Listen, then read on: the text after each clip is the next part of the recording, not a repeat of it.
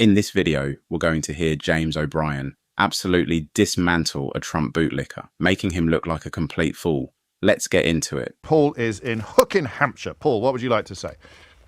No, just there's the emotion around this and name calling and Trump's this, Trump's that, Trump's the other. I don't know why everybody's so surprised. When he was, going for election, he said he was going to do this.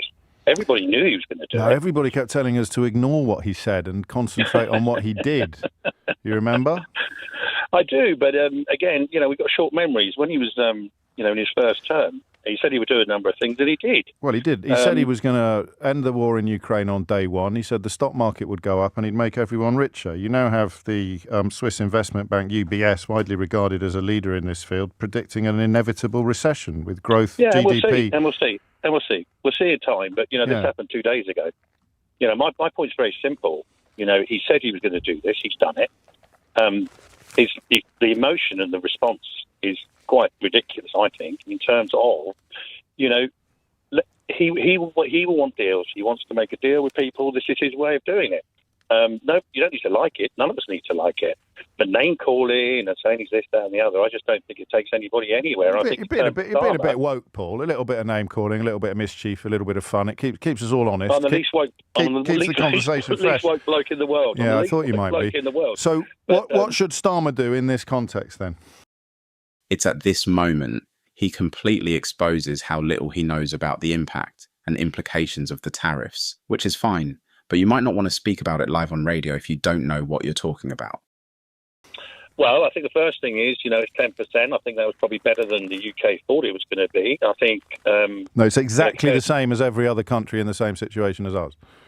Yeah, except Europe. No, they're not in the same situation as us. They have a different trade balance, a different balance of trade. So any country with a comparable balance of trade to us gets the 10%. There's no special treatment there whatsoever.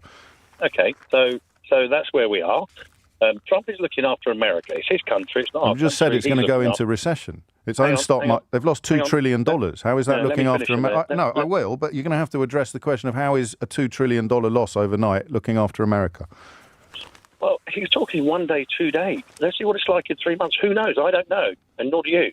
And nor does anybody else. You just said he's looking after America, and I've just said he's just lost trillions of dollars. So in the context, so in the context of now, he's hitting America really, really hard. But at some unspecified point in the future, things might go really well. Did you vote for Brexit?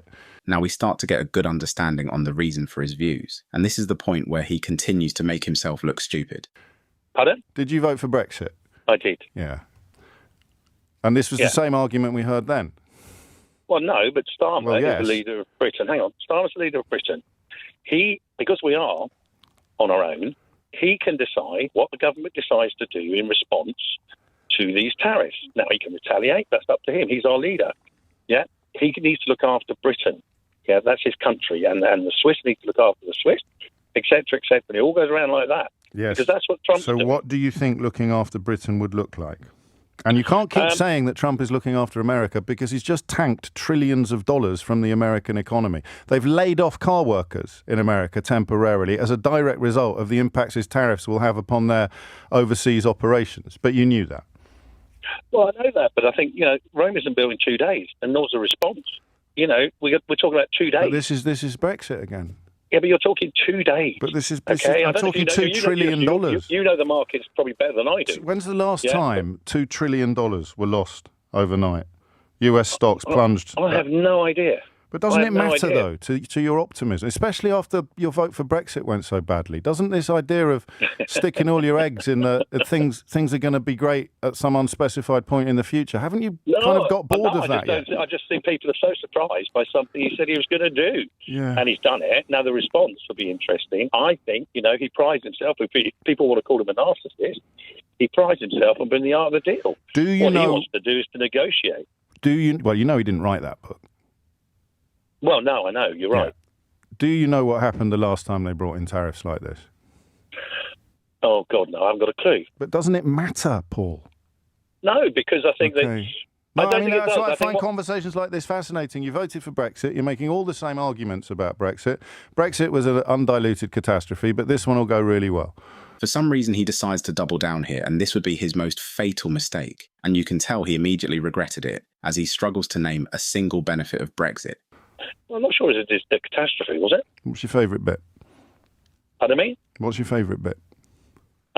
My favourite bit is, well, you've probably got a point, actually.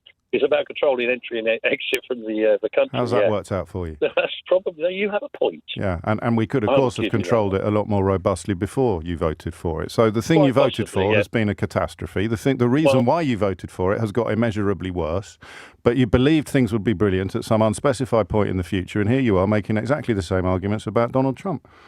Well, no, what I'm saying is, I think, no, hang on. I have hung on. It's about the people. It's about the people, who are leading, this country.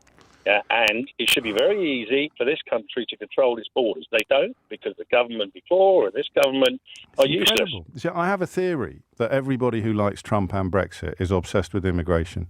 And here you are talking about $2 trillion losses that America has taken overnight, saying, hey, wait and see, it might all turn out to be brilliant. But what you really, really care about is immigration.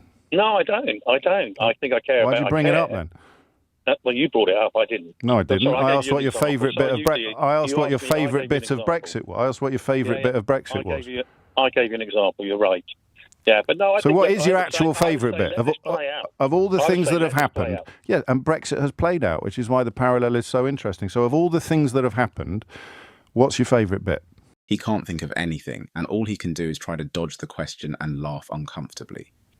Of Brexit? Yeah. I think just controlling your own laws. Which ones do we control now that we didn't control before? There's a lot now that we're not impacted by the EU that we were. I didn't like being dictated to by Brussels as a country. On what? Well, whatever the silly laws came out of them. Go on, then, give me one. Give me one. Oh, come on, there were loads. I can't think of one, but you can, because you know that there are loads. Go on, give me one. Don't be silly. Give me one law. Out of Brussels, there were loads out of Brussels. Give me one. Why is that funny? Lots. You voted for it. There are lots, and you can't name one. Well, Brussels, we didn't have control of our own laws. For example? I can't think of an example. Well, I'll wait. Pardon me? I'll wait. You'll have a long way. I can't think of an example. No, but you're bound to be able to, because there's loads. Paul just told me. So I'll wait. You're very good, but no. No, I'm not. I just care about facts. Anyway, we're not talking about Brexit. No, I am. I'm waiting now. He tries to change the subject, but James O'Brien sees straight through him and puts him into checkmate. You're waiting. The economy, let's wait and see. No, tell me the thing that's gone really well. You said the law that you're pleased about.